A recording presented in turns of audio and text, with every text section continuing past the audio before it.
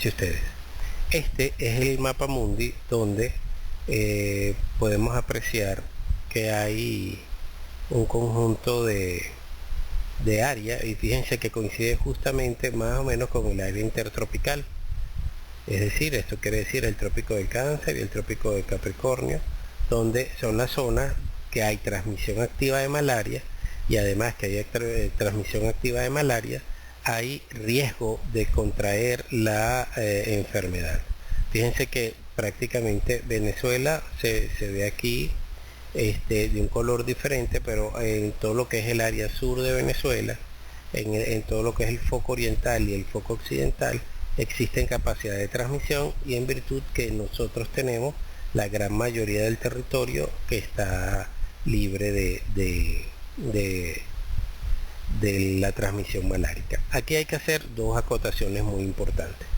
Nosotros tenemos las características del punto de vista climático para que en el país haya transmisión por debajo de los 1500 metros sobre el nivel del mar aproximadamente. Muy bien. Nosotros tenemos el nicho ecológico para que se reproduzca el mosquito vector, que en este caso está ampliamente distribuido por todo el territorio nacional, y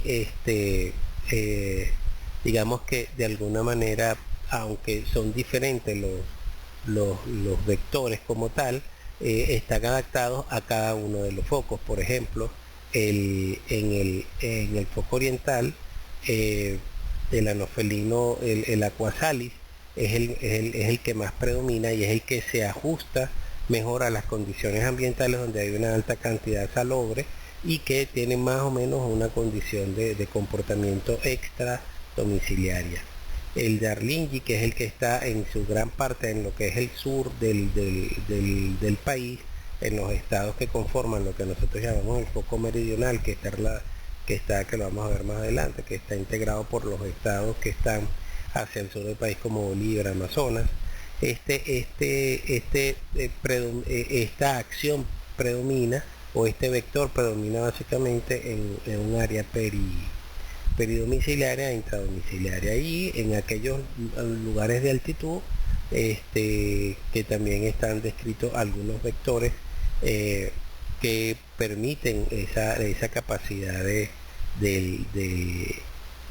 transmisibilidad, ¿no? Como el Núñez Tovar. Entonces, de alguna manera, nosotros tenemos la condición para que la semilla malárica pueda darse en todo el país. Y ejemplo de eso fue lo que ocurrió hace año y medio más o menos en el área del municipio Brión del estado Miranda.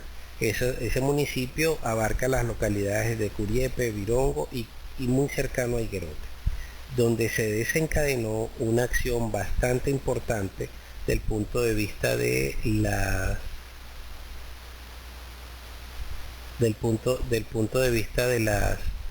la actividad malárica, ocasionando un brote de más o menos 24 casos, donde se pudo constatar que existía transmisión que nosotros llamamos transmisión autóctona. Eso en los términos maláricos significa que el ciclo se cumplió dentro de esta área, y esto motivado en gran parte a situaciones como las que vemos aquí. Esta situación, que es la explotación indiscriminada de lo que es el área de la minera, o de lo que hoy en día se conoce como el arco minero de Guayana, donde las personas trabajan en este tipo de ambiente expuestos prácticamente a todo lo que es la parte de la naturaleza. Fíjense cómo están aquí, y fíjense cómo está aquí todo el asentamiento de las personas que van a trabajar, trasladándose no solamente las personas, sino trasladándose prácticamente hoy en día toda la familia, y de allí hay una convivencia de la persona que habitualmente iba a trabajar este oficio, como eran los mineros, ilegales o no, contra las familias que venían para acá. Lo que pasó en ese momento es la ida a las minas de un grupo de personas que llegaron al área del municipio de Brión, donde existía el vector de una manera natural y consiguió la posibilidad de transmitir el parásito, y de esta manera hubo transmisión autóctona ya allí. Esto no es la primera vez que pasa, digamos que es ya en otras oportunidades habían ocurrido uno o dos casos de una manera aislada.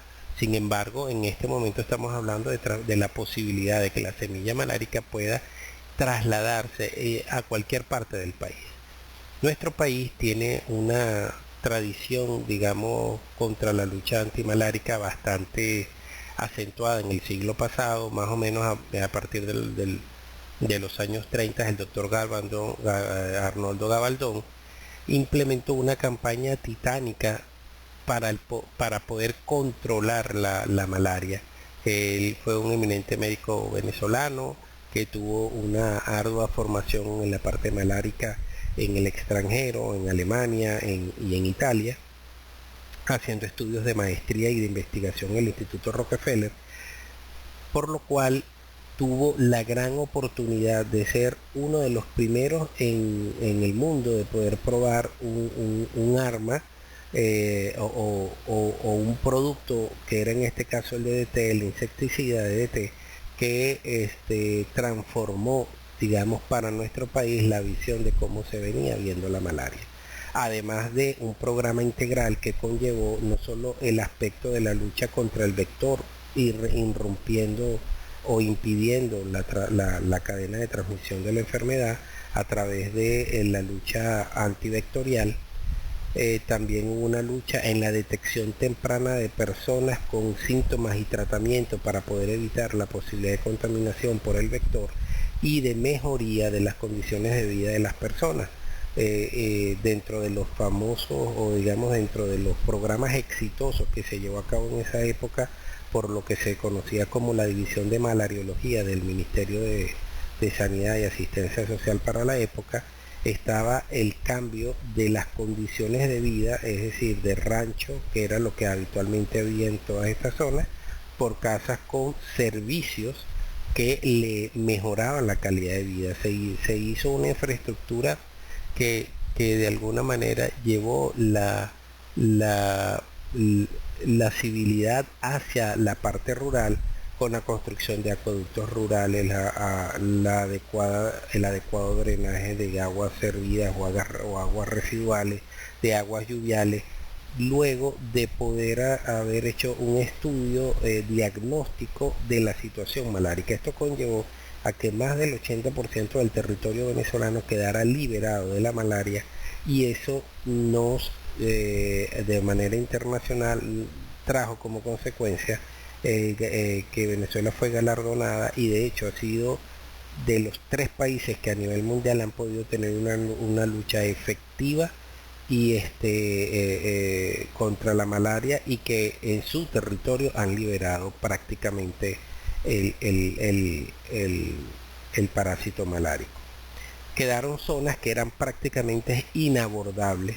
Eso quiere decir que por mucha intención, por mucha disciplina, que fue lo que caracterizó este grupo de hombres anónimos también que trabajaron, que en cualquier lugar donde vayan ustedes en el ambiente rural van a hablar de las campañas de fumigación, de la fumigación del DDT, de cómo les cambiaron las casas, la casa de bareque por casa de bloque, y cómo cambiaron los techos de paja por techos de zinc, la construcción de los acueductos rurales utilizando los recursos hídricos de la zona, y la transformación a la civilidad de estas personas, que llevó como resultado esto.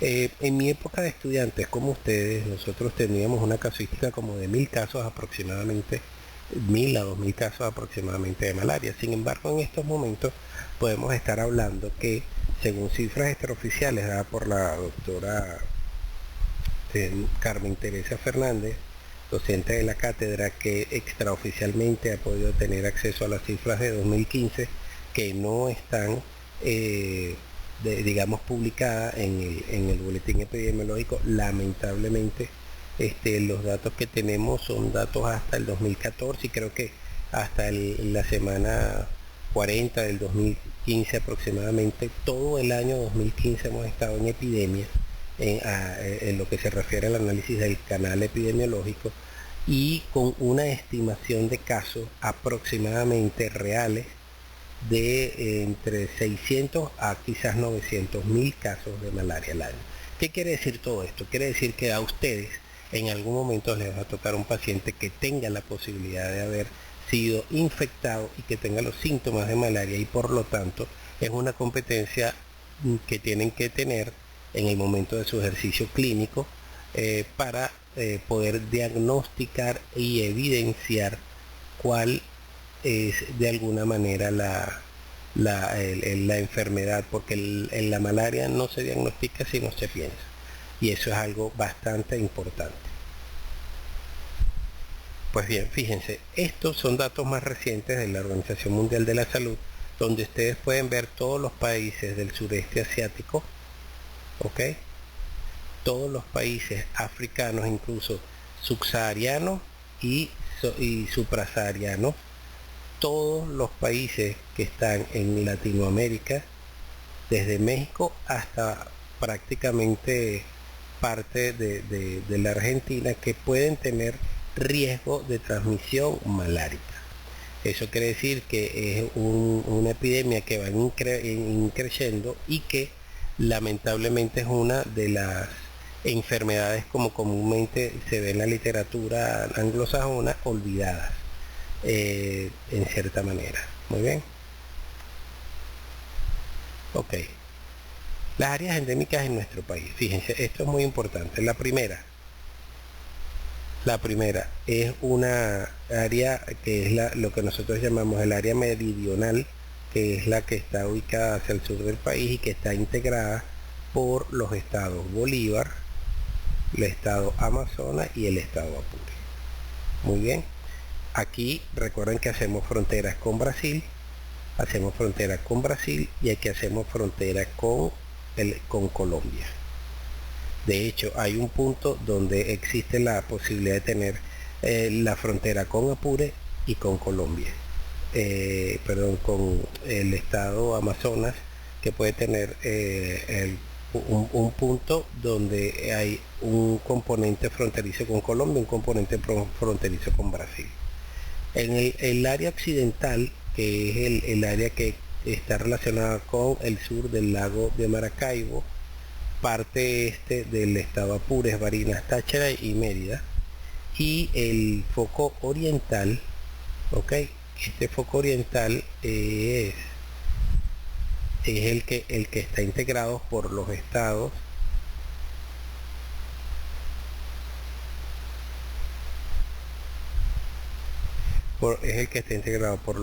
Sucre, Monagas, Anzoátegui y del Tamacuro.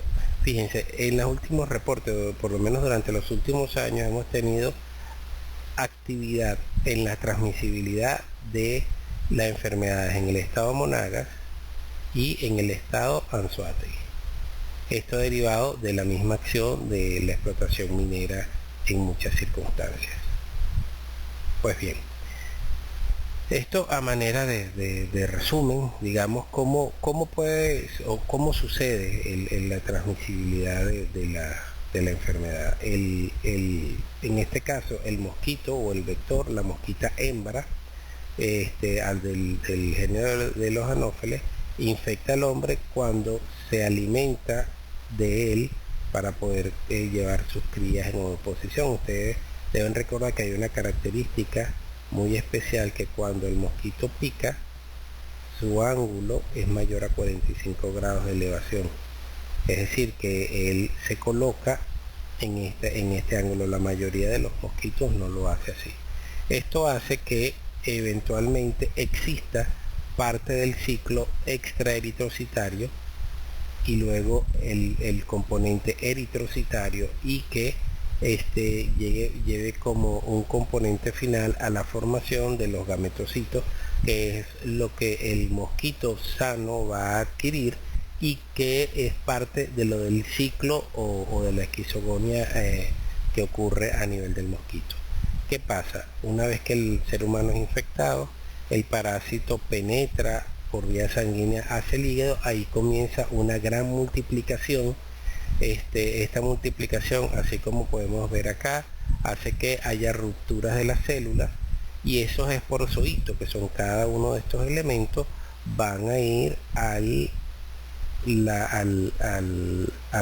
la circulación general, ahí a través de las células de adhesión van a pegarse a los glóbulos rojos y van a infectar lo que es la fase eritrocitaria, o van a pasar a la fase eritrocitaria de la enfermedad con afección de los glóbulos rojos, y dependiendo de la especie pues tendrá sus diferentes características. Estos pueden ir hacia dos vías en líneas generales: seguir incrementando el número de parásitos con ruptura de los glóbulos rojos, y esto conllevará a la presencia de mayor número de estas estructuras, tanto en Vivax como en Falciparum, pero más en Falciparum. La gran cantidad de formas intermedias parasitarias van a irse secuestradas hacia la periferia. Muy bien, ¿eso qué quiere decir? Que van a ir hacia los capilares y no lo vamos a poder ver en los frotis generales o circulando generalmente. No así el Vivax. El Vivax sí se pueden ver todas sus formas parasitarias circulando en la parte eritrocitaria, y esto va a conllevar a la condición fundamental de la fisiopatología de la enfermedad, que en primer lugar es la ruptura, es decir, la condición anémica como consecuencia de la ruptura de los glóbulos rojos, y en segundo lugar la afección de la microcirculación por una condición de isquemia, por una condición isquémica que conlleva una serie de fenómenos que van a llevar a los posibles empeoramientos del paciente y lo que conocemos como malaria grave. Luego, las formas, digamos, evolutivas van a llegar a los macro, a los microgametocitos, que van a ser adquiridos nuevamente por el vector, y cumpliendo nuevamente el ciclo en el vector, queda activo el mosquito para poder transmitir la enfermedad. Eso lo vamos a poder ver aquí de una manera más amplia. Fíjense que a nivel del mosquito, aquí está dividido en dos grandes grupos, lo que es el mosquito y lo que es la parte que sucede a nivel del ser humano. Si tomamos en cuenta que el mosquito inyecta el parásito, estos esporozoitos van a migrar hacia el hígado.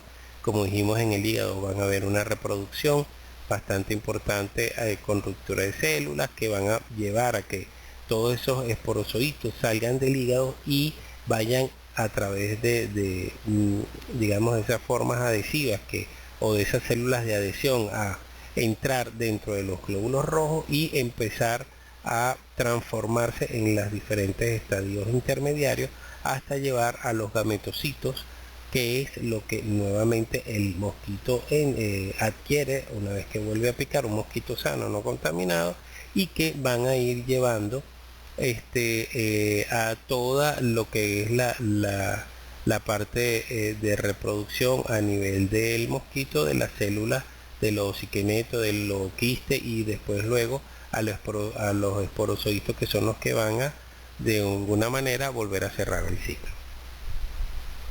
Pues bien, los síntomas habitualmente de la malaria se podrían clasificar dependiendo de qué es lo que está afectando, ¿no?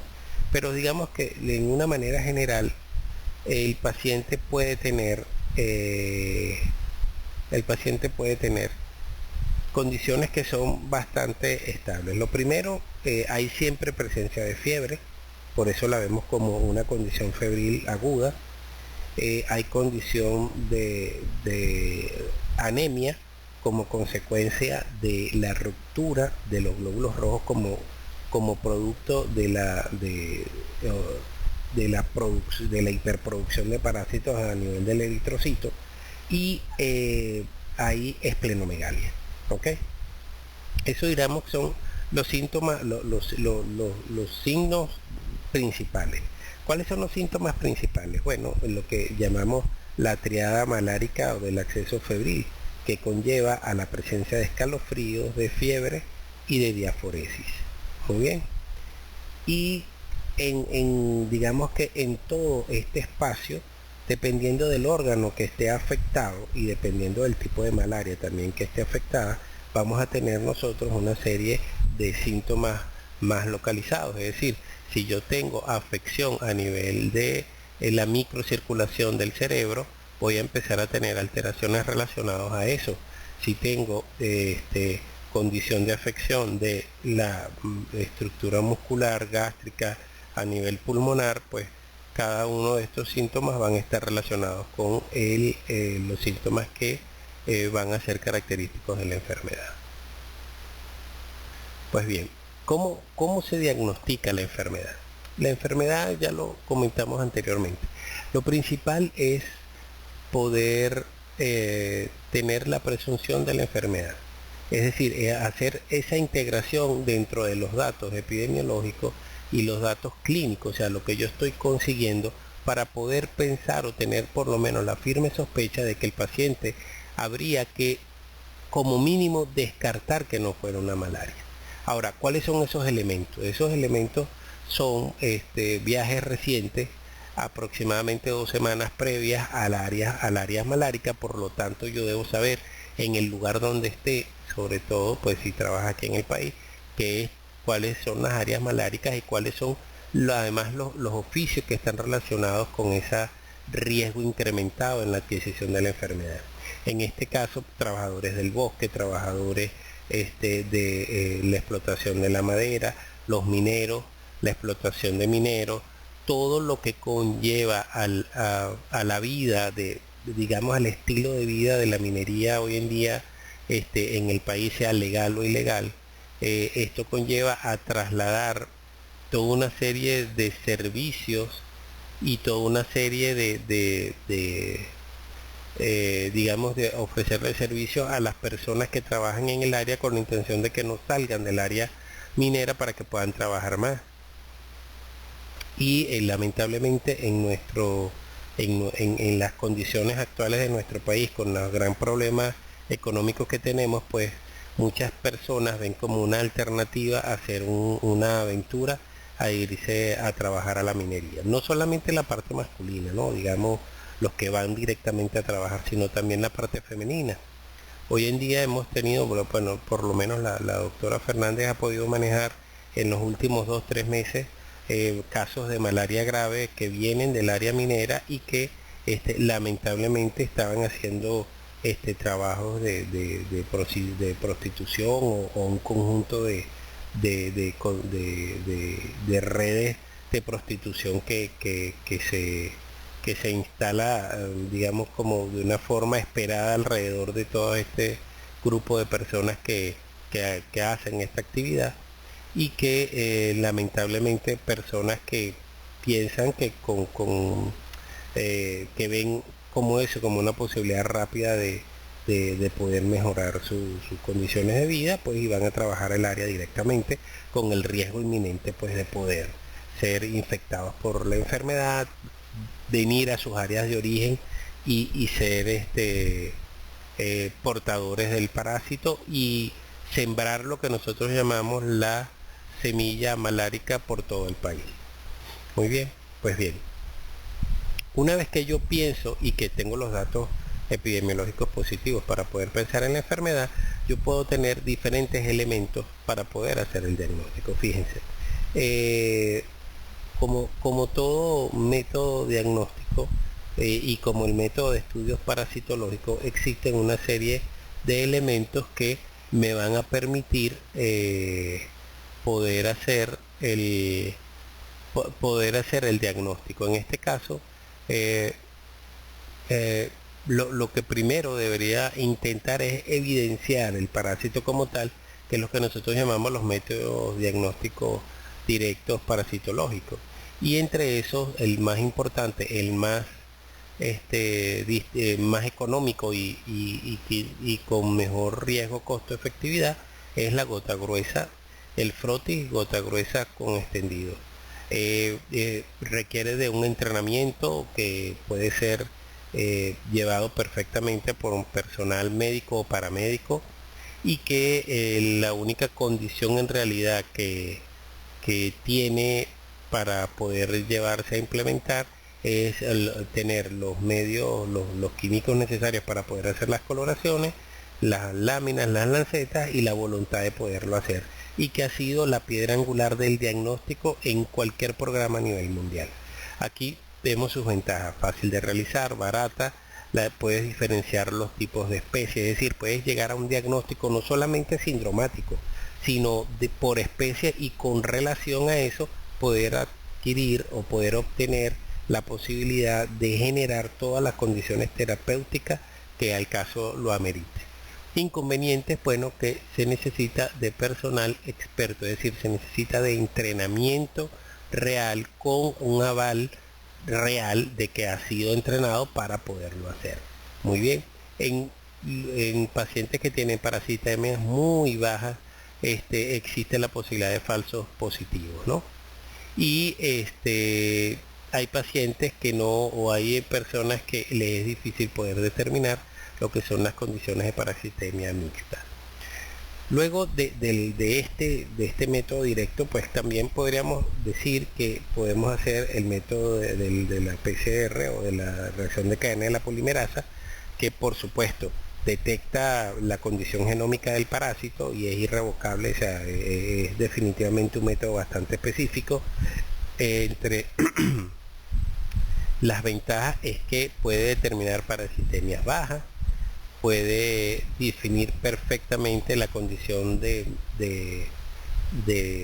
infecciones por especies o mixtas, pero el gran inconveniente que tiene es que si se requiere de personal experto, se requiere de personal altamente especializado y los costos son sumamente elevados. Muy bien, tenemos otros métodos que están basados en la determinación de antígenos, es decir, de estructuras del parásito asociados a las reacciones inmunológicas de interacción con esos elementos, ¿no? Como la extensión HPR2. Esto es lo que la gente llama los strip tests, que son un conjunto de láminas donde donde se puede colocar una gota gruesa, una toma de sangre completa, y esa toma de sangre completa reacciona con una serie de láminas, y esas láminas hacen que puedan dar una reacción antígeno-anticuerpo, determinando si existe infección o no existe infección. Y en ese sentido hay diferentes métodos que se utilizan de manera comercial. ¿Okay?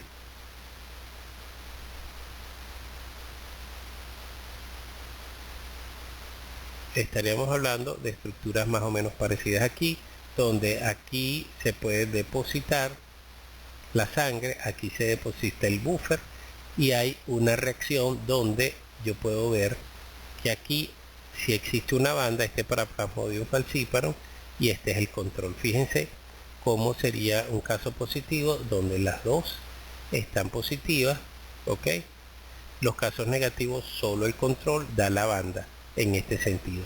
Hoy en día tenemos strip de estos que permiten definir una tercera banda donde sale Plasmodium vivax, y de esa manera con un solo procedimiento podemos llegar a hacer diagnósticos en ese sentido.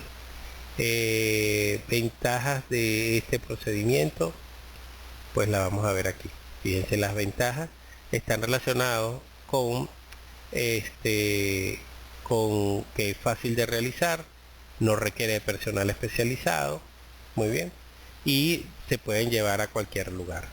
La desventaja, bueno, que pueden dar falsos positivos, que la sensibilidad es baja. Eso quiere decir que aún teniendo la enfermedad, pues no la puedes diagnosticar, y eventualmente terminas tú recurriendo a un método mejor, por ejemplo como el de la gota gruesa del extendido. Es importante saber que este no es un método que va a desplazar como tal a lo que hemos dicho que es la piedra angular del diagnóstico en cualquier programa de control, pero sí es importante para toma de decisión rápida en casos que lo ameriten, como pacientes que tengan malaria grave. Muy bien.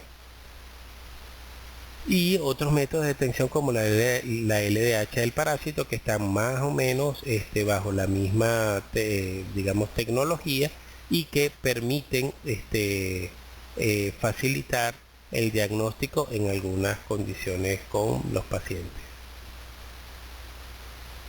Como sabemos, en la mayoría, o sea, los plasmodium, porque existen muchísimos, pero los que afectan al ser humano, en su gran mayoría, por lo menos aceptado hasta ahora, es el vivax, el ovale, el falciparum, el malaria. El ovale no lo tenemos nosotros en el continente americano, es exclusivo del continente africano. Sin embargo, en pacientes que provengan del continente africano y que por alguna u otra razón estén acá, pues también hay que pensar en la posibilidad de hacer el diagnóstico como tal y hay algunos casos que han sido descritos también de plasmodium de primates que han sido ya descritos como que perfectamente pueden afectar al ser humano.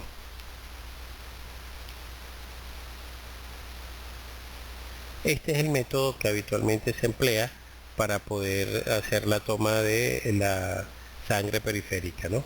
Que tiene que ser en las porciones más distales, ya sea en los pulpejos del dedo de la mano o los pulpejos del dedo del pie, o en el lóbulo ocular en el lóbulo, perdón, auricular de los individuos. Se coloca dos goticas de lámina y habitualmente se distribuye de la siguiente manera. Segundo.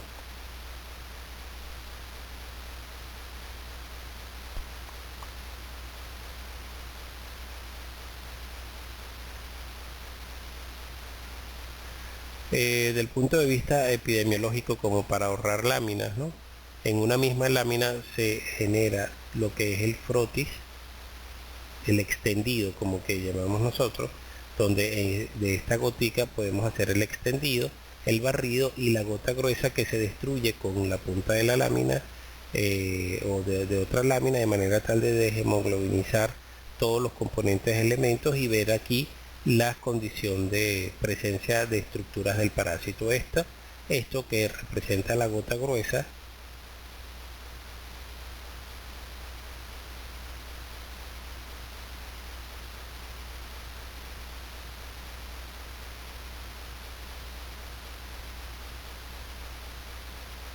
esto es un método de concentración, es decir, que si nosotros queremos estar viendo cargas, queremos ver si hay presencia o no de parásitos, lo ideal es utilizar esto. Y esto, que es el extendido, lo que nos permite ver es la morfología del parásito.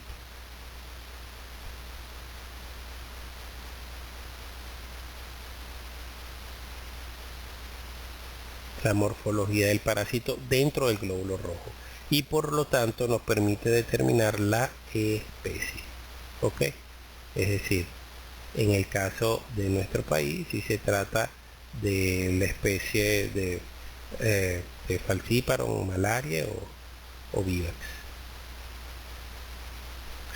Esto es una lámina que siempre es bueno mostrársela, pero vamos a empezar por esta mejor. Esta es una lámina que siempre es bueno mostrársela, ¿no? Donde nosotros podemos ver todas las formas intermedias y evolutivas del parásito, desde que es un simple trofozoito, ¿ok?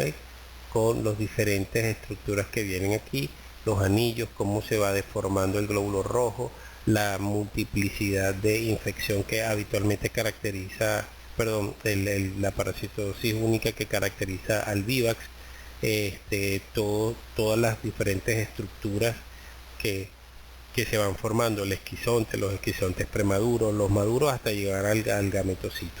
Muy bien. Y la anterior está relacionado con el Plasmodium vivax, donde tenemos las diferentes formas de los trofozoitos, la característica pluriinfección de un glóbulo rojo por varios de ellos, hasta las diferentes formas intermedias y llegar al famoso gametocito con forma de bananita, ¿no? Que siempre se dice o se describe en la literatura. Habitualmente lo que vemos o es esto en los frotis o esto en el caso de un Plasmodium falciparum, porque todas las otras estructuras que conllevan a esta, o sea, esto es lo que estoy subrayando, estas se quedan atrapadas en la periferia haciendo lo que nosotros llamamos el trombo parasitopigmentario, que es una combinación entre glóbulos rojos, el parásito y los pigmentos maláricos que van a obstruir los capilares y que van a llevar a la condición de isquemia, y que en líneas generales ya un momentito.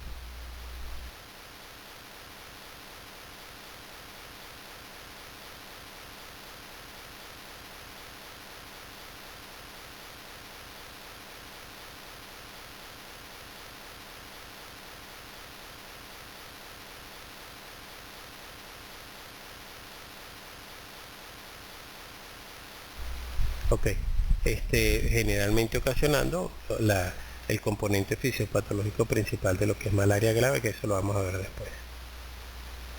Muy bien. ¿Cuál es el diagnóstico diferencial? Bueno, ya ustedes, por todo lo que saben, deben tener una idea más o menos de cuáles son las enfermedades, por lo menos febriles, exantemáticas y hemorrágicas, que pueden ser tomadas en cuenta para diagnóstico diferencial. No por mera casualidad aparece esta aquí de primerita, ¿no? Y pues tenemos un conjunto de enfermedades como septicemia, hepatitis, leptospirosis, fiebres hemorrágicas, tifus, encefalitis, leishmaniasis visceral quizás en algún momento, gastroenteritis, trypanosomiasis. También todas estas enfermedades tienen que ser consideradas, y claro, cada una de ellas va a depender de la evaluación y de su ardua acción del punto de vista de tratamiento, de obtención de los datos clínicos como tal. Pues fíjense, de alguna manera nosotros que queremos que de una forma general, digamos, de una acción general, nosotros podamos obtener de ustedes es la conducta ante la sospecha de un paciente que yo detecte que pueda tener malaria. En primer lugar,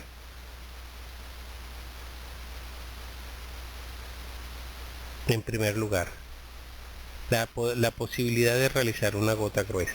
Esto tiene que ser una técnica que, si bien ustedes no digamos, la hayan practicado o del punto de vista de parasitología, pues tuvieron una micropráctica alguna vez y llegaron a hacer solamente una, es sumamente importante que en cualquier curso de actualización ustedes puedan entrar y tener el adiestramiento necesario, porque lamentablemente, con las condiciones de país que tenemos cada día peor, y con el desespero del punto de vista económico que hay, yo no veo una solución temprana hacia lo que está relacionado con, con una disminución real del problema de la malaria en Venezuela. Todo lo contrario, esto tiene que ir haciendo una espiral en incremento, derivado de la inacción del Estado, de la inacción de las autoridades sanitarias y de la poca sensibilización que tiene la misma clase dirigente hacia su comunidad, hacia su país. Y que para nosotros, en cualquier lugar donde estemos, en cualquier lugar, sea ciudad, no sea ciudad, sea capital de estado, no sea capital de estado, siempre debemos preguntar, y como un dato sumamente importante, el antecedente de viajes recientes a las áreas de acción malárica, porque no podemos llevar más de una sorpresa. Los casos que les he estado comentando, de hecho, en el hospital universitario hasta la semana pasada, tengo entendido, habían 2 pacientes ingresados por malaria grave. En el hospital Domingo Lucianes unos 4 casos por malaria grave. Y así como esas personas van y se traen el parásito, si llega a un lugar donde existe la posibilidad de que el vector va a sembrar la semilla malárica allí, y vamos a tener un retroceso que no habíamos tenido en más de 75 años. Esa es nuestra realidad sanitaria. Por lo tanto, es sumamente importante el hecho de poder generar el saber hacer la técnica y saber evaluarla, o por lo menos solicitarla. Muy bien. Si el resultado es negativo, pues seguimos estudiando al paciente de una manera convencional. Si el resultado es positivo, aquí nosotros deberíamos hacer un frotis con un extendido del frotis de manera tal de poder diferenciar cuál es la especie. Muy bien, si es un Plasmodium falciparum, como acá, o es un Plasmodium vivax. ¿Por qué? Porque va a depender totalmente, la evolución es totalmente diferente y la terapéutica es totalmente diferente. Afortunadamente en nuestro país todavía no existen Plasmodium vivax resistentes a cloroquina, gracias a Dios, que es uno de los grandes caballitos de batalla en la lucha contra el componente malárico.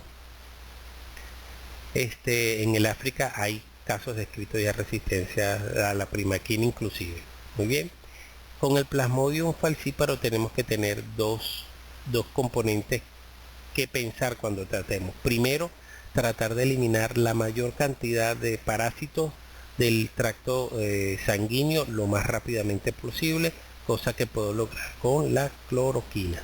Muy bien, más o menos en unas 48 horas yo debería tener un barrido total de los parásitos sanguíneos y de la forma sanguínea del parásito. Y lo otro, pensar en aquellas estructuras que muy bien conocemos nosotros, que se llaman ignozoitos, que están en el hígado y que se quedan en el hígado y que pueden ocasionar una recaída del punto de vista de la enfermedad. Esto quiere decir que el paciente puede estar un tiempo bien, pero que después vuelve a presentar los síntomas como tales.